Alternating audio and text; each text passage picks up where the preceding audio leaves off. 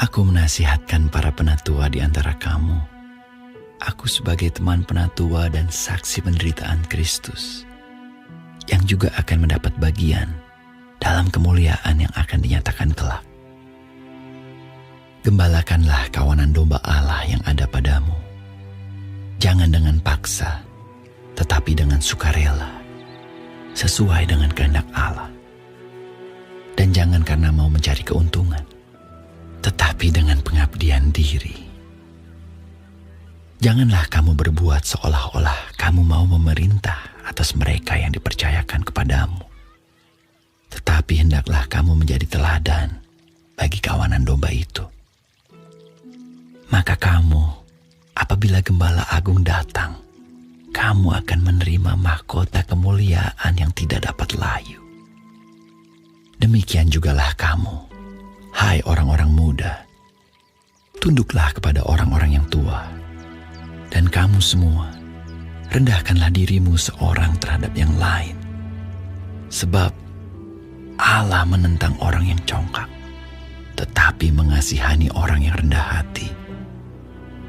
Karena itu rendahkanlah dirimu di bawah tangan Tuhan yang kuat, supaya kamu ditinggikannya pada waktunya.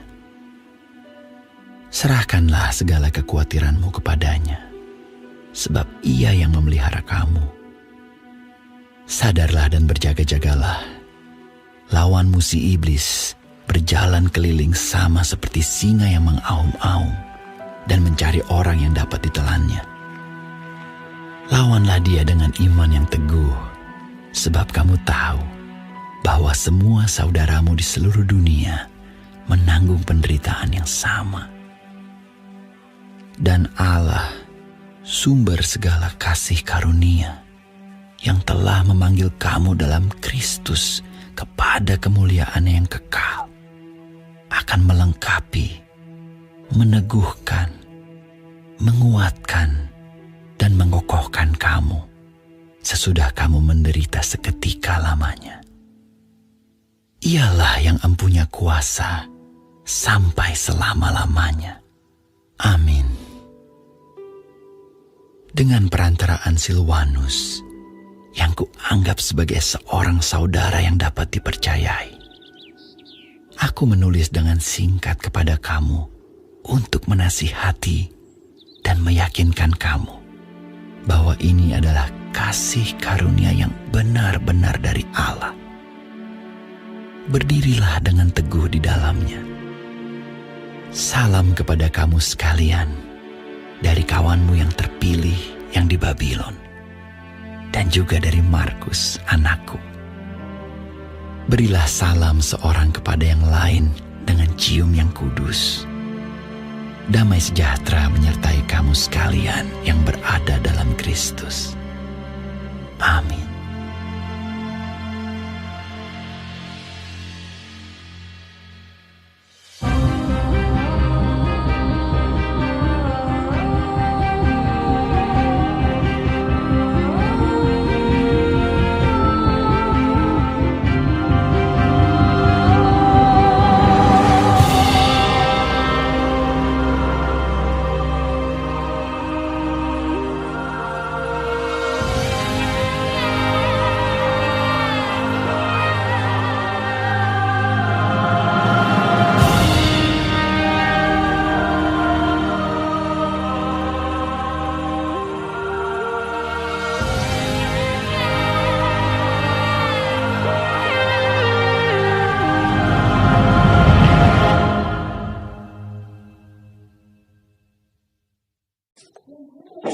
Shalom semua jemaat Tuhan, kembali kita di dalam pendalaman Alkitab Clear Sight.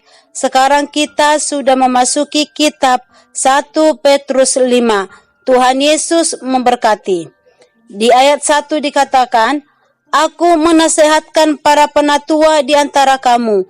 Aku sebagai teman penatua dan saksi penderitaan Kristus yang juga akan mendapat bagian dalam kemuliaan yang akan dinyatakan kelak.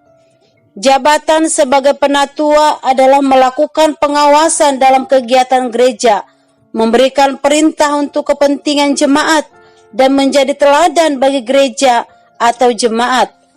Seorang penatua memiliki tanggung jawab yang besar, baik itu di hadapan Tuhan dan jemaat, karena harus menjadi teladan bagi jemaat. Paulus memberikan nasihat kepada penatua. Yang pertama, mereka harus menyadari bahwa yang digembalakan itu adalah domba-domba milik Tuhan, bukan milik sendiri, dan melakukan tugas dengan sukarela, jangan dengan paksa. Di ayat 2 dikatakan, gembalakanlah kawanan domba Allah yang ada padamu, jangan dengan paksa, tetapi dengan sukarela, sesuai dengan kehendak Allah. Dan jangan karena mau mencari keuntungan, tetapi dengan pengabdian diri. Yang kedua, fokus kepada apa yang bisa mereka berikan kepada jemaat. Jangan mencari keuntungan. Di ayat 3 dikatakan, janganlah kamu berbuat seolah-olah kamu mau memerintah atas mereka yang dipercayakan kepadamu, tetapi hendaklah kamu menjadi teladan bagi kawanan domba itu. Dan yang ketiga adalah menjadi teladan. Penghargaan penatua dalam kesetiaannya di dalam pelayanannya akan dinyatakan kelak oleh Yesus Kristus. Itu dikatakan di ayat 4. Maka kamu, apabila Gembala Agung datang, kamu akan menerima mahkota kemuliaan yang tidak dapat layu.